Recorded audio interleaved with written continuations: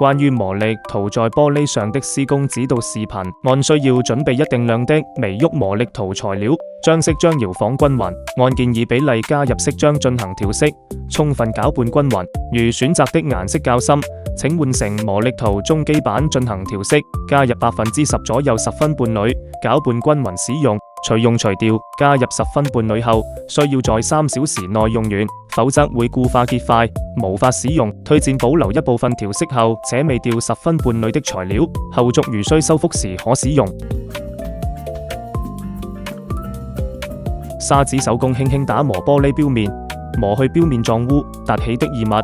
準備施工第一片磨礪塗，按照實際施工面積調配磨礪塗，要求3小時內用完。將調配好的材料倒入托盤中使用，使用羊毛滾筒蘸取材料，均勻滾塗一片。